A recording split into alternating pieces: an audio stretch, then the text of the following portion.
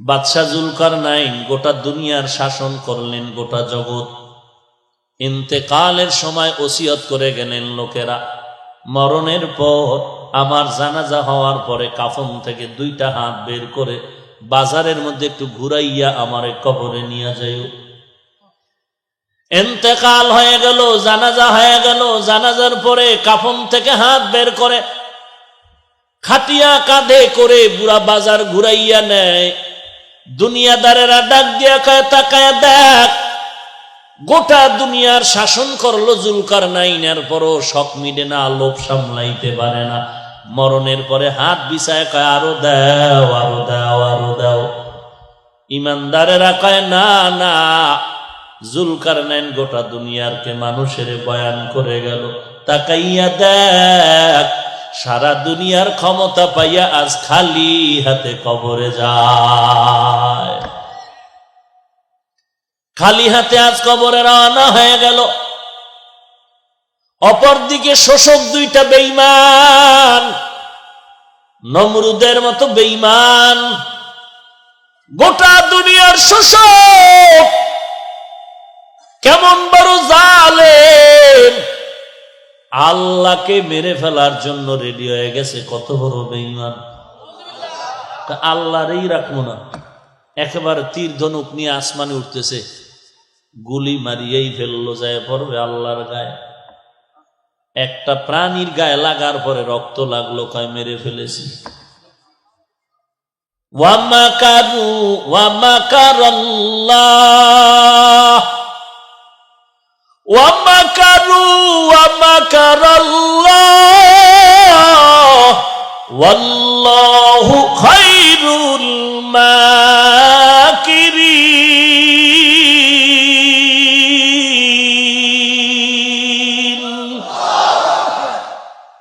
তুই কত নাম্বার বেঈমান?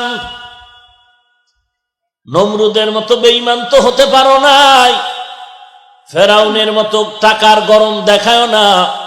যত বড় টাকাওয়ালা হও, কারুনের থেকে বেশি টাকা তোমার হয় নাই। যত বড় চেয়ারের মাস্তানি করো, নমরুদের মতো চেয়ারের পাওয়ার তোমার হয় নাই, ফেরাউনের মতো হয় নাই, সাদ্দাদের মতো হয় নাই। যেই সাদ্দাত আল্লাহর জান্নাতে যাবে না, নিজে জান্নাত বানাইলো। দুনিয়ার নাম্বার ছাড়া বেশ্যাদেরকে জান্নাতের হুর বানাইলো।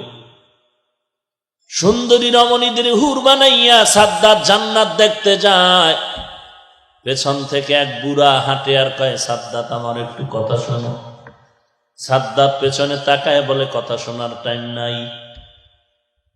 কেমন যেন চুম্বকের মতো সাদ্দাত আগাচ্ছে ঘোড়ার পিঠে, আর বুড়া পায়ে হেঁটে তত আগায় যাচ্ছে। এক পাও ঘোড়ার উপরে, আর এক পাও জান্নাতের গেইটে। বুড়া সামনে গিয়ে কয়, পাও নামাবি না আমি আজরাইল। অন্ধকারে পথের মাঝে চলছো ভাইও একা, মনের মাঝে খেলছে তোমার কত আঁকা বাঁকা। সাদ্দাত সম পলক তোমায় নাহি কহেলিতে দিবে, হুঙ্কারে মালাকুল মওত তোমায় নিয়ে যাবে। মরণ থেকে যতই পালাও, মরণ তোমায় নিবে ঘিরি। যদিও সুদূর আকাশ পানে লুকাও, সেথায় লাগিয়ে সিঁড়ি। নদী পথে নৌকা চালাও ও মাঝি ভাই, বেলা ডোবার আগে আমি ওপার উঠতে চাই। ডুবে গেলে বেলা রে আর উঠে না, ভেঙে গেলে মেলা রে আর জমে না। নদীর পার ভাঙে ও পার গড়ে, এই তো নদীর খেলা। সকাল বেলার ধনী রে তুই ফকির সন্ধ্যা বেলা। মরণ থেকে পালানোর কোনো জায়গা নাই রে ভাই। নমরুদ পালায়া যেতে পারে নাই, আর এই এত বড় বেঈমান নমরুদের ধ্বংস করার জন্য আল্লাহর আসমানি কোনো বিশাল বাহিনীও লাগে নাই। কি লাগছে? একটা অসুস্থ মশা মাথার ভিতরে ঢুকিয়া ফাঁকে ফাঁকে একটা মিস কল দেয়, নমরুদ বেহুশ হয়ে যায়। হঠাৎ করে জুতার সাথে মোলাকাত হয়ে গেল, মাথার সাথে ঠান্ডা। নমরুদ কয়, ডাক্তারের গুল্লি মারি জুতাই হলো আমার মূল ঔষধ। জুতার সাথে যখন মাথার সাথে মোলাকাত হয় তখন মাথা ঠান্ডা। কর্মচারী একজন রেডি করে কয়, বেতন বাড়ায় দিব, যত জোরে জোতার বাড়ি মারবি। জোতার বাড়ি জোরে দিবি তো বেতন বাড়ায় দিব। ফাঁকে ফাঁকে জোতার বাড়ি দেয় তো নমরুদ মাথা ঠান্ডা করে চুপচাপ ঘুমিয়ে যায়। কর্মচারী কয়েকদিন কাজ করার পরে বলে, আমার একার দ্বারা সম্ভব না, ঘুমান লাগবে তো। কয়, তাহলে আরো একজন কর্মচারী রেডি কর, দনোজনার দায়িত্ব, একজনে না পারলে আর একজন, জুতার বাড়ি যেন বন্ধ না হয়। খোদার মাই, তুমি কি সবার কপালে হয়নি? এটি সান কপাইলে কপাল।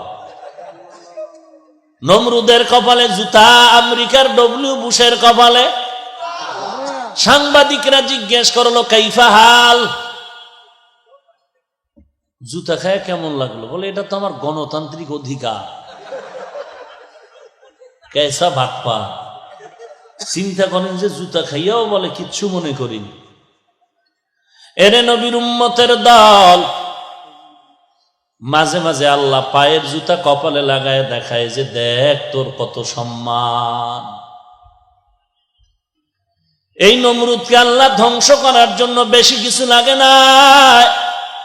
এরে টাকাওয়ালা ভাই, এরে চেয়ারওয়ালা ভাই, কিসের বাহাদুরি দেখাও, কিসের মাস্তানি করো রে বাবা? ফেরাউনের মতো মাস্তান তো হতে পারো নাই। 40 বছর পর্যন্ত যে ফেরাউনের কোনো অসুস্থতা হয় নাই। নীল নদের ভেতরে মাঝখানে বাড়ি বানাইছে, ধুলা বালু লাগে না তো, ঠান্ডাও হয় না। কেমন ফেরাউন, যেই লোহিত সাগরের উপর দিয়ে মুসা নবীকে আল্লাহ পাস করায় দিলেন, পার করায় দিলেন, আবার ওই পানির মধ্যেই ফেরাউনকে আল্লাহ চুবায় ডুবায় খোদাই খায়েশ মিটায় দিলেন।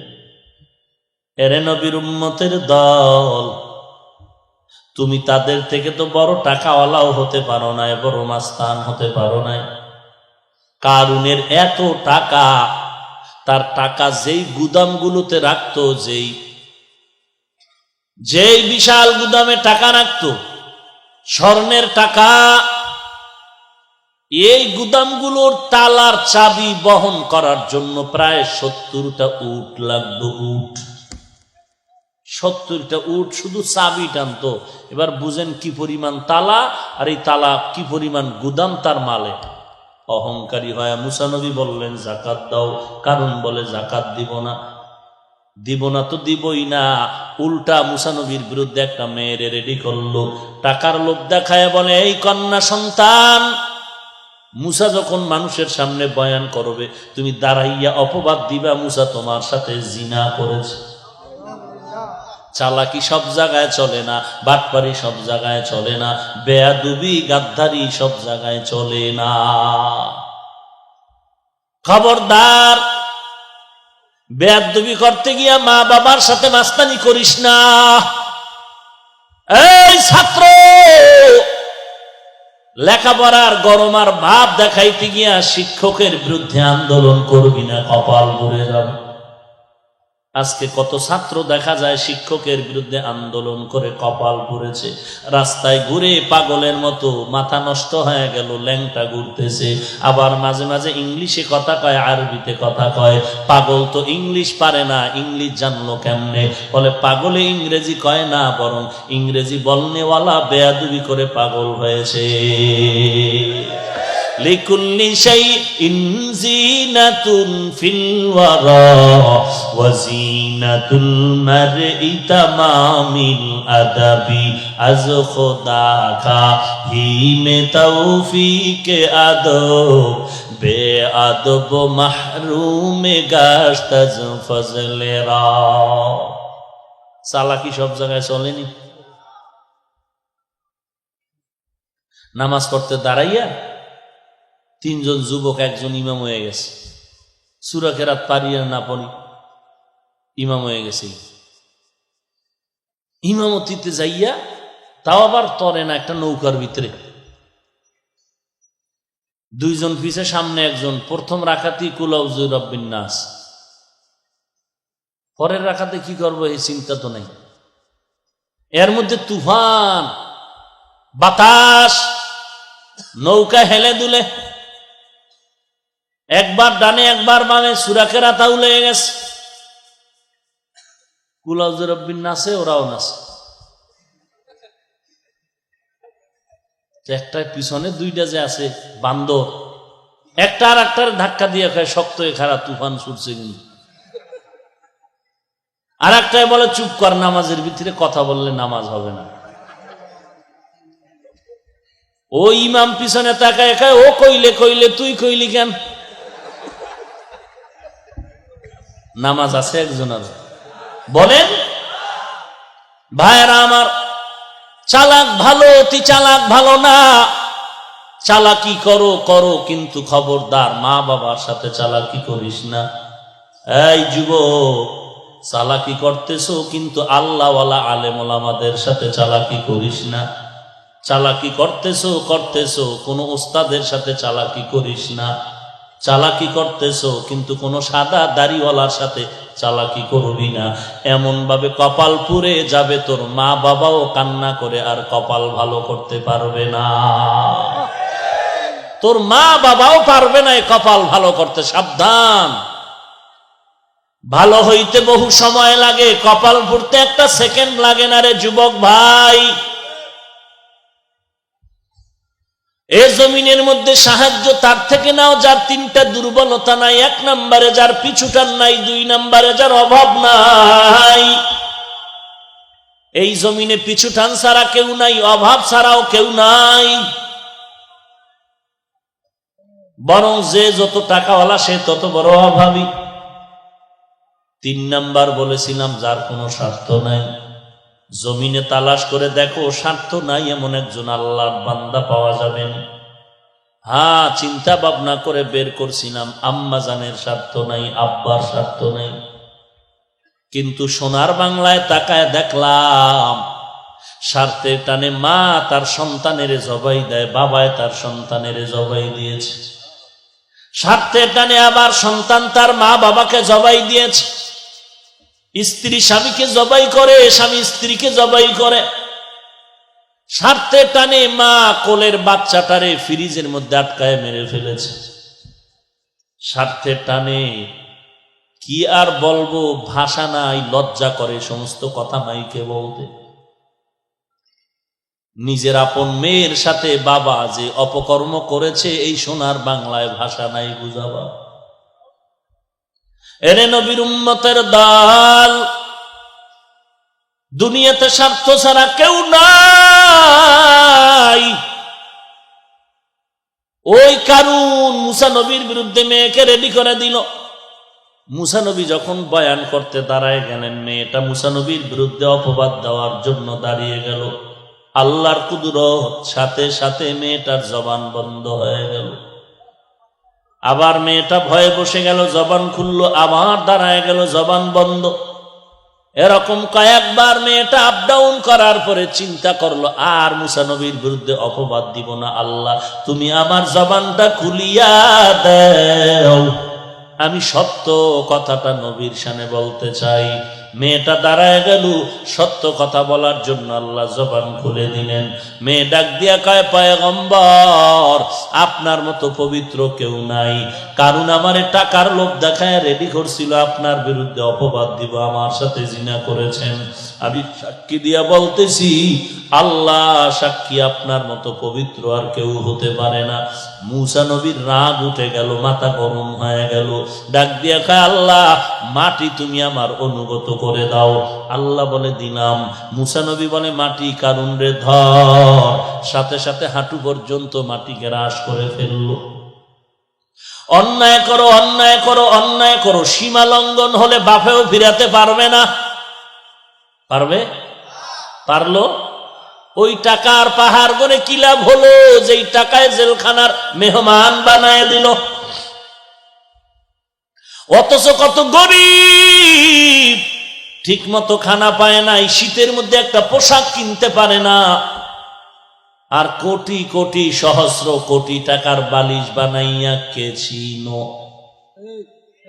কি লাভ হলো এই টাকায়, যেই টাকায় জেলখানার মেহমান বানাইল?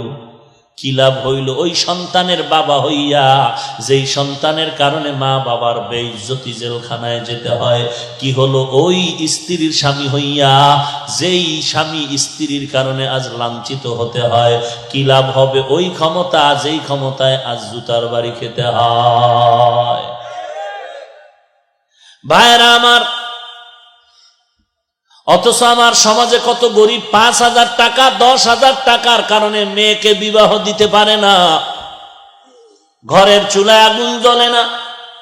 এমনও ঈদের সময় যায় বাবায় সন্তানরে একটা নতুন জামা দিতে পারে না। এরে নবীর উম্মতের দল, ওই কারুনকে আল্লাহর নবী মুসা যখন বলল মাটি ধর, হাঁটু পর্যন্ত গ্রাস হয়ে গেল। কারুন বলে বাঁচাও বাঁচাও, আর অন্যায় করব না। মুসা নবী কয় মাটি ধর। কারুনের মাজা পর্যন্ত মাটি গ্রাস করে ফেলল। কারুন বলে বাঁচাও বাঁচাও। মুসা নবী বলে মাটি ধর, ধরার মতো ধর। সিনা পর্যন্ত মাটি গ্রাস করে ফেলল।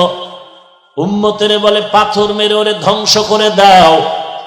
আল্লাহ শেষ হওয়ার পর ডাকিয়া বলে, রে মুসা,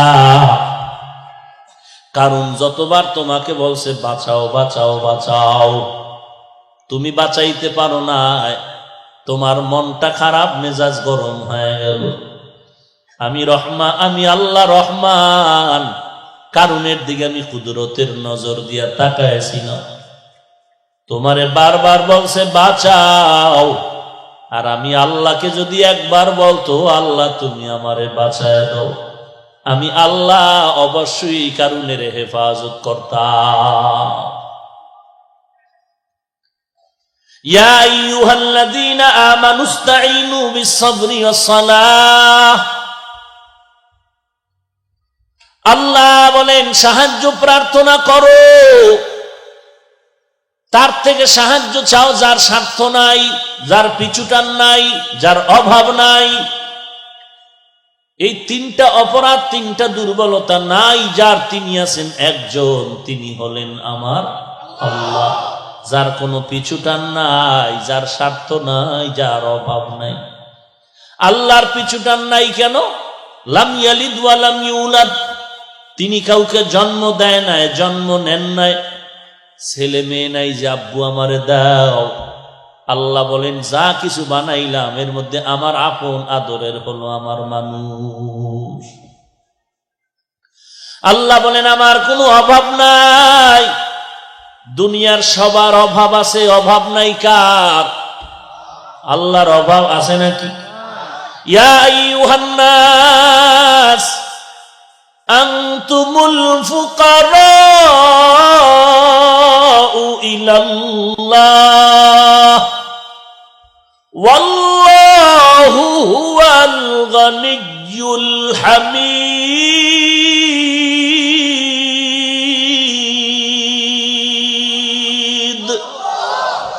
गर तवक्कुल मीकुनी हर सुबह शाम, मेरा सानाद रिस्क़ तू अज़ला मकाम, जुज़ब हक़ ची जे मखा अज इंसु जा, फज़ले उआ मस्ते दर जुमला जहा। আল্লাহ বলেন আমার কোনো অভাব নাই। 3 নাম্বার, আল্লাহ বলেন আমার কোনো স্বার্থ নাই। আমি যদি একটু স্বার্থ দিয়ে তাকাইতাম, দুনিয়ার কোন বেঈমানের এক ঢোক পানিও পান করতে আমি আল্লাহ দিতাম না। এই বান্দা, নামাজও পড়ো আবার মিথ্যা কথা বলো, আল্লাহর সাথে যত গাদ্দারি আর বেঈমানি করেছো, আল্লাহ স্বার্থ যদি পর হইতেন, আল্লাহ পানি বাতাস আর সূর্যের আলো খানা দানা বন্ধ করে দিতেন। আল্লাহ বলেন না না, আমি আল্লাহ খানাও বন্ধ করি নাই, বাতাসও বন্ধ করি নাই। আমি আল্লাহ পাক সূর্যের আলো চাঁদের আলো বন্ধ করি নাই। আমি আল্লাহ রাগ করিয়া তোকে কোনো কষ্ট দেই নাই, বরং আমি আল্লাহ বারবার তোকে ডাকতেছি, উদউনি আস্তাজিব লাকুম। এরে বান্দা, ডাকার মতো আমি আল্লাহকে ডাক দাও, আমি আল্লাহ তোর জবাব দিয়া সব গুনাহগুলো মাফ করে দিব। আল্লাহ বলেন আমি স্বার্থপর না। অতএব সাহায্য আমার থেকে নাও, আর সাহায্য যদি নিতে চাও নিয়ম ছাড়া সাহায্য নিতে পারবা না। চেয়ারম্যানের থেকে আপনার 10,000 টাকা লাগবে, রাস্তার মধ্যে পাইলেই যদি বলেন চেয়ারম্যানের কলারটা ধরে বলেন 10,000 টাকা দিয়ে যা, এটা আদব হইল? আপনার এলাকায় কোনো একজন পীর সাহেব আছে, কারণ কানের উপরে একটা থাপ্পড় দিয়ে যদি কোন কেউ পীর সাহেব জিকির টিকির ঠিক মতো করেন, তো এটা আদব হইল না বেয়াদবি? প্রত্যেকটা জিনিসের আদব আছে। চেয়ারম্যান থেকে আপনি 50,000 টাকা লাগবে, 10 মণ চাল লাগবে, ডাল লাগবে। চেয়ারম্যান বলে আমার কাছে অ্যাপ্লিকেশন দাও, দরখাস্ত দাও। আল্লাহ বলেন, এরে গোলাম, তোমাদের যা কিছু প্রয়োজন আমি আল্লাহর কাছে চাও, 2টা জিনিসের মাধ্যমে চাইতে হবে। 1 নম্বরে ধৈর্য, 2 নম্বরে হলো নামাজ। আজ আমাদের মধ্যে ধৈর্য নাই, নামাজও নাই। ধৈর্য আছে? ধৈর্য নাই। ইমাম সাহেব কেরাত লম্বা লইলে টের পাওয়া যায় ধৈর্য। যারা 5 ওয়াক্ত পড়ে না, জুমায় যায় ধৈর্যশীল জুমার নামাজিরা, যায় সবার শেষে, বের হয় সবার আগে, টাটকা ধৈর্যশীল। এমন জোরে একটা দৌড় দিছে, ঘরে গিয়ে দেখে আর একজন আর জোতা নিয়ে হাজির। এরে নবীর উম্মত, ধৈর্য আর নামাজ। ধৈর্য ধরনে কি লাভ? আল্লাহ বলেন, আমি কিয়ামতের দিন স্পষ্ট তাকে বিনা হিসাবে জান্নাত দিব। বিনা হিসাবে আল্লাহ জান্নাত দিবেন। ইন্নামা ইউওয়াফাস সাবিরুনা আজরাহুম বিগাইরি হিসাব।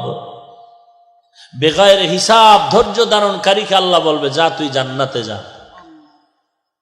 ধৈর্যের বড় দাম। ধৈর্য ধারণকারীদের জন্য বড় সুসংবাদ। ইয়া আইয়ুহাল্লাযীনা আমানুসবিরু ওয়া সাবিরু ওয়া রাবিতু ওয়াত্তাকুল্লাহ। এরে মুমিন, ধৈর্য ধারণ করো, এর উপরে মজবুত হয়ে থাকো। ধৈর্য বড় দামি একটা সম্পদ। আল্লাহ বলেন, আমি মুসিবত দিয়া দিয়া ধৈর্যের পরীক্ষা নিব। ওয়ালা নাবলুওয়ান্নাকুম বিশাইইম মিনাল খাউফি ওয়াল জুই ওয়া নাকসিম মিনাল আমওয়াল ওয়াল আনফুসি ওয়াস সামারাত ওয়া বাশশিরিস সাবিরিন। এই ধৈর্য, এই দেখছেন নি, এই ধৈর্যের বয়ান শুরু করছি, উড়াও শুরু করছি। নগদ ধৈর্যের পরিচয়। ভাইরা আমার, আল্লাহ পাক বলেন, ধৈর্য ধারণ করো, ধৈর্যের বড় ফলাফল ভালো। ধৈর্যের পাহাড়, ধৈর্যের দৃষ্টান্ত কায়েম করে গেলেন রাহমাতুল লিল আলামিন। যার মা নাই, বাবা নাই, এরপরও পয়গম্বর দ্বীনের দাওয়াত বন্ধ করে না। ধৈর্যের পাহাড় দৃষ্টান্ত কায়েম করলেন ইসমাঈল আলাইহিস সালাম আর বাবা ইব্রাহিম। ধৈর্যের পাহাড় নির্মাণ করলেন আইয়ুব আলাইহিস সালাম। টাকার অভাব নাই, সন্তানের অভাব নাই, এরপরও তার উপরে কত মুসিবত আল্লাহ দিলেন। আল্লাহ বলেন, আমি 5টা জিনিসের মাধ্যমে পরীক্ষা করব।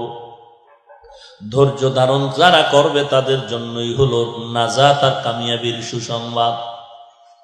এরে নবীর উম্মতের দল, আইয়ুব আলাইহিস সালামের উপরে আল্লাহ পাক এমন ভাবে পরীক্ষা দিলেন যে সম্পদ একটা আগুন এসে জ্বালায়া দিল। ইবলিস গিয়া কয়, আইয়ুব, আল্লাহর ইবাদত করে লাভ নাই, তোমার সন্তান সম্পদ ধ্বংস হয়ে গেল। আইয়ুব নবী বলেন আলহামদুলিল্লাহ। ইবলিস কয় নাউজুবিল্লাহ, না বলে আলহামদুলিল্লাহ কেন? আইয়ুব নবী বলে, এতদিন সম্পদের টেনশনে ইবাদত করতে টেনশন হতো, এখন আমার সম্পদও নাই, ইবাদতে টেনশনও নাই। এজন্যই তো নবী বলেন, গরিবেরা ধনী লোকের 500 বছর আগে জান্নাতে যাবে। কারণ ধনী লোকের সম্পদ আছে, হিসাব আছে। গরিবের সম্পদ নাই, হিসাব নাই। আইয়ুব আলাইহিস সালাম তার পুরা ফ্যামিলির মধ্যে এমন ভাবে তৈরি করে ফেললেন যে একটা সেকেন্ড আল্লাহর জিকির ছাড়া তার ঘর যেন খালি না থাকে।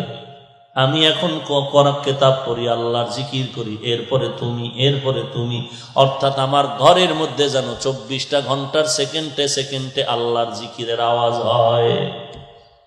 শয়তান এগুলো সহ্য করতে পারে না। ও আল্লাহ, তোমার আইয়ুব সম্পদের মায়া ইবাদত করে। আল্লাহ বলে না, আইয়ুব একমাত্র ইখলাস নিয়ে আমার ইবাদত করে, দেখ আমি আইয়ুবের পরীক্ষা করি। সর্বশেষ আইয়ুব নবী বিছানায় পড়ে গেলে, চলার মতো রাস্তাও নাই, উঠতে পারে না, পার্শ্ব পরিবর্তন করতে পারে না। এক পর্যায়ে শরীরের মধ্যে পোকা শুরু হয়ে গেল। এমন ভাবে আল্লাহ পরীক্ষায় ফালাইলে পোকার শরীরে কিরায় ধরে, গন্ধ শুরু হয়ে গেল, এলাকার মানুষ এলাকা ছেড়ে চলে যায়। আইয়ুব নবী একবার তাকায় দেখে তার জিহ্বার মধ্যে পোকা, চোখের পানি ছেড়ে কান্না করেন, হে মালিক, এতদিন পুরা শরীরের মধ্যে পোকা, জিহ্বা ভালো ছিল, তোমার নাম ডাকতাম, আর জিহ্বা দিয়া জিকির করতাম, ক্ষুধা নিবারণ হয়ে যাইত। এখন আমি জিহ্বা দিয়া কেমনে তোমারে ডাকবো? ও আল্লাহ, তুমি যা মনে করো পরীক্ষা আরো করো, তবে আমারে তৌফিক দাও, আমি ধৈর্য ধারণ করে যেন চলতে পারি। এমন কান্নার আওয়াজ, এলাকার মানুষ দুর্গন্ধে এলাকা ছেড়ে চলে গেল। হঠাৎ নবী তাকায় দেখে তার অনেক বিবি, কয়েকজন বিবি পাশে দাঁড়ায় বলে, তালাক দাও, আমরাও চলে যাব। আইয়ুব নবী বলে, যাও যাও, দুনিয়াতে মনে করছিলাম সন্তানের জন্য মা আপন, বাবা আপন, আমার সন্তানও নাই, বাবাও নাই, মাও নেই। একটা উপযুক্ত পুরুষের জন্য শেষ সীমানা ঠিকানা হলো তার স্ত্রী আপন। আজকে তোমরাও আমারে ছাড়িয়া যাও। আইয়ুব নবী আল্লাহর দরবারে কান্না করেন, ও দয়ার মালিক, আজকে তুমি তাকায়া দেখো, আমার বিবিরা পর্যন্ত আমারে ছাড়িয়া চলিয়া যায়, সবাই আমারে ছেড়ে দিয়া যায়, তুমি আমারে ছাড়িয়া দিও না রে আল্লাহ। ও আল্লাহ, সবাই আমারে ভুলে গেল, তুমি আমারে ভুলিও না রে মালিক। আল্লাহ বলেন যে আমারে ভুলে না, আমিও তাকে ভুলবো না। আইয়ুব নবী তাকায়া দেখে সবাই গেল, একটা মাত্র বিবি ইউসুফ নবীর কন্যা রহমা নামের, সাধারণ সবাই জানে যার নাম রহিমা। আইয়ুব নবীর একমাত্র বিবি রহমা আইয়ুব নবীর পায়ের কিনারায় বসে বসে গুনগুন করে কান্না করে। আইয়ুব নবী ইশারায় বললেন, বিবি কেন তুমি যাও না? রহমা নামের বিবি চোখের পানি ছেড়ে কান্না করে বলেন, পয়গম্বর, আমাকে আপনি তাড়াইয়া দিবেন না, আমার জীবনের শেষ পর্যন্ত আমি আপনার খেদমত করিয়া জীবন শেষ করতে চাই। কারণ হলো আমি রহিমার কোনো আমল নাই। কঠিন হাসরের দিন এমন এক মুহূর্ত হবে, সন্তান মা চিনবে না, মা সন্তানের পরিচয় দিবে না, আপন আপন বলতে কেউ থাকবে না। নবীদের অবস্থা বড় করুণ, কান্নার আওয়াজ। ওই কঠিন সময় সূর্য মাথার উপরে, জমিনটা হয়ে যাবে তামা, সূর্যের তাপে গুনাহগারের মাথার মগজগুলো টস টস করে ফেটে যাবে। ওদিকে জাহান্নামের আওয়াজ, জাহান্নাম চিল্লায় বলবে, আল্লাহ গুনাহগার গুলো আমার ভেতরে দাও। ওই কঠিন মুসিবতের সময় যদি আল্লাহ আমাকে ডাক দেয়, রহিমা, আমার দরবারে এমন কোন আমল নিয়ে আসছো নাকি না, যাতে আমার কোন আমল যদি না পাই, আল্লাহর কাছে এতটুকু বলবো, আল্লাহ আমি তোমার একজন আদরের পয়গম্বরের স্ত্রী হয়ে আসছি। আল্লাহ হয়তো নবীর মোহাব্বতে আমি রহমাকেও নাজাতের ব্যবস্থা করে দিবে। ও পয়গম্বর, আমাকে আপনি তাড়ায়া দিবেন না। এরে পর্দার আড়ালের মা, ওই ইউসুফ নবীর কন্যা ও নারী, তুমি একজন নারী, খাজা মুঈনুদ্দিনের মা, ও মা তুমিও মা। এই চট্টগ্রামের জমিনে ঘুমন্ত শাহ আমানত তার মা, ও মা তুমিও মা।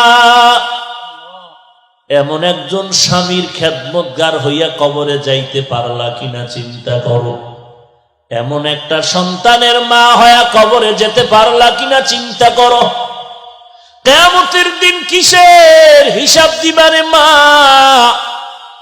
আল্লাহর কাছে এমন কোন আমল করছো যে আমলটা দিয়া আল্লাহর কাছে নাজাতের ওসিলা পেশ করবা। এই পর্দার আড়ালের মা, আমি হাফিজুর রহমানের মা, ও মা তুমিও মা। মনটা কি চায় না একজন আলেমের মা হইয়া কবরে যাও? মনটা কি চায় না একজন কোরআনওয়ালার মা বাবা হয়ে কবরে যাও? সন্তান মা বাবার জানাজার ইমামতি করবে, কবরের কিনারায় গিয়া কোরআন তেলাওয়াত করে দোয়া করবে। এরে যুবক আল্লাহর গোলাম, তুমি স্কুলে পড়ো, কলেজে পড়ো, ভার্সিটিতে পড়ো, ডাক্তার, ডক্টর, ইঞ্জিনিয়ার হও, কিন্তু কোরআন শরীফ পড়তে তো বাধা নাই। তুমি স্কুলে পড়ো, কলেজে পড়ো, তবে কোরআন শরীফটা তুমি পার্ট টাইম একটা টাইম ঠিক করিয়ে কোরআনটা শুদ্ধ করো। এশার নামাজের পরে 1 ঘন্টা, না হয় ফজরের পরে 1 ঘন্টা ইমামরে সময় দিয়ে কোরআন শিখো। তুমি আল্লাহর কোরআন পড়ো, ইসলামের মাসআলা মাসাইল একটু অধ্যয়ন করো, আল্লাহ ওয়ালা উলামায়ে কেরামের সাথে সম্পর্ক রাখো। আমার সমাজের মধ্যে বহু ডাক্তার আছে, কোরআন পড়ে, ইসলামী জ্ঞানে বড় দামি আগানো। ঢাকার শহরে যাও, চট্টগ্রাম শহরে যাও, বহু ডাক্তার আছে, ইমামতির ময়দানে দাঁড় করায় দাও, পাক্কা ইমাম হয়ে আছে। কারণ ডাক্তারির পাশাপাশি বান্দা কোরআন শিখছে, ইসলামের লাইনে অনেক জ্ঞান অর্জন করেছে। মনে হয় যেন আজ ওই বান্দা আলেমের কাতারে গিয়া অনেক দামি হয়ে গেল। এরে যুবক আল্লাহর গোলাম, তোমার আমার মতো যুবক স্কুল কলেজে পড়ে 1 ওয়াক্ত নামাজ বাদ দেয় না, আছে না নাই? তুমি কেন পারবা না? বালিশে মাথা লাগা একটু চিন্তা করে ঘুমাইও। ঘুমের ঘরেও তো কত মানুষ মরিয়া যায়। তুমি যদি ঘুমের ঘরে মরে যাও, কি উপায় হবে? অন্ধকার কবরে। স্কুলে পড়ো তোমার আমার মতো যুবক, কৃষি কাজ করে, ড্রাইভারি করে, কোটি টাকার ব্যবসা করে, 1 টাকাও হারাম খায় না, নামাজ বাদ দেয় না। তুমি কেন পারবা না রে বাবা?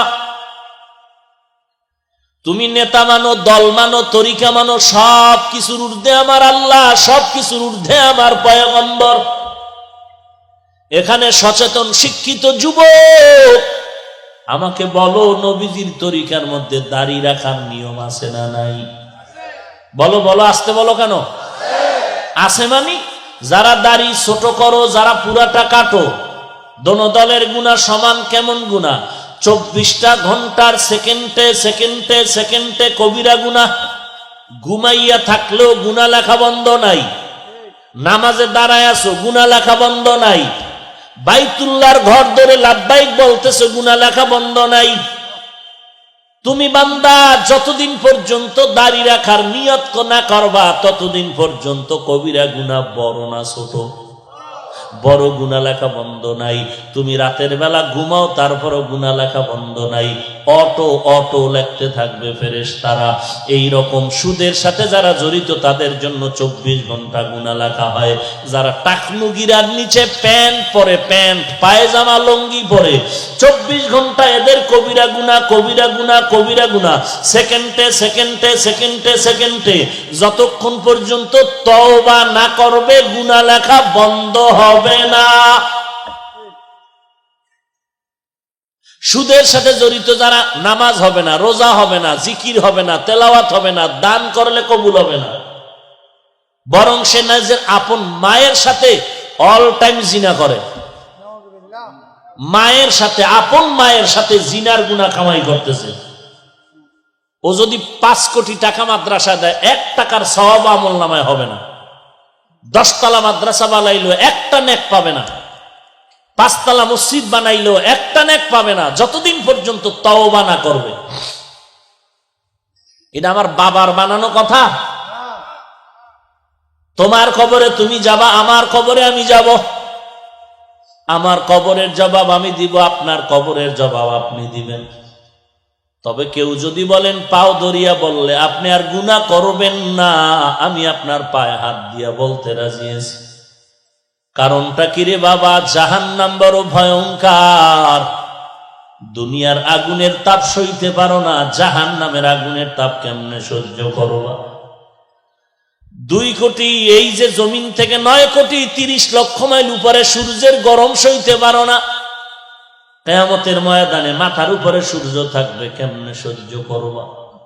আল্লাহর কাছে তওবা করো হে মালিক, শয়তানের ধোকায় পড়ে গুনাহ করিয়া ফেলছি, আজকে তওবা করলাম, আর গুনাহ করব না। দাড়ি কাটবো না, নামাজ ছাড়বো না, মা বাবারে কষ্ট দিব না, আলেম ওলামাদের বিরোধিতা করব না, সহিভাবে কোরআন পড়ব, নবীজির সুন্নতের আমল অনুযায়ী চলার চেষ্টা করব। আমার মতো যুবক যদি র‍্যাব, আর্মি, পুলিশ, বিডিআরের চাকরি করে দাড়িওয়ালা নামাজি হতে পারে, আমি কেন পারবো না? আমার মতো যুবক যদি টাকার ব্যবসা করে, আমার মতো যুবক কোটি টাকার ব্যবসা করে, হারাম না খাইয়া নামাজ না বাদ না দিয়া যদি পারে, আমি কেন পারবো না? ও আল্লাহ, তুমি আমাকে তৌফিক দাও। গলায় ছুরি আসলে মরে যাব, তারপর আর গুনাহ করব না। পাক্কা তওবার যদি নিয়ত হয়, খাঁটি তওবার নিয়তে দুটো হাত আমার আল্লাহকে দেখায়া দাও। আয় আল্লাহ, সবার হাত আপনি কবুল করে নেন, তওবা কবুল করে নেন, তওবার উপরে মজবুত হয়ে চলার তৌফিক দান করেন, আমিন।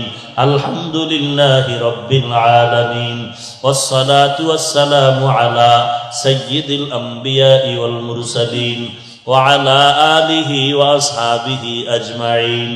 ইয়া আরহামার রাহিমিন, ইয়া আরহামার রাহিমিন, ইয়া আরহামার রাহিমিন। আয় আল্লাহ তাআলা, গুনাহের বোঝা নিয়ে আপনার দরওয়াজায় হাজির। ও আল্লাহ, আমরা যারা ময়দানে আসি, কারো গুনার খবর কেউ জানে না, কিন্তু আপনি জানেন আল্লাহ। আমি কত বড় গুনাহগার, আমার মা বাবা ভাই বোনেরা কেউ জানে না, আপনি জানেন। আয় আল্লাহ, গুনার কারণে আপনি রাগ করিয়া পানিও বন্ধ করেন নাই, বাতাস বন্ধ করেন নাই, রাগ করিয়া খানাও বন্ধ করেন নাই। ও আল্লাহ, শয়তানের ধোকায় পড়ে গুনাহ করেছি, আজকে তওবার দরজায় ফিরে আসলাম, আর গুনাহ করব না রে আল্লাহ। আয় আল্লাহ, গুনাহগার হয়ে কবরে যেতে চাই না। ওই কবরে গুনাহগারের জন্য যে আযাব সহ্য করতে পারবো না রে আল্লাহ। কবরের 2 পার্শ্বের মাটির চাপ সহ্য করতে পারবো না রে আল্লাহ। মেহেরবানি করে গুনাহমুক্ত জিন্দেগি দান করেন। আয় আল্লাহ, 5 ওয়াক্ত নামাজি বানায় দেন, মা বাবার খেদমতের জন্য কবুল করে নেন। আয় আল্লাহ, সকলের দিলের নেক আশা পূরণ করে দেন, নবীজির মুহাব্বতে সকলের দোয়া মুনাজাত কবুল করে নেন।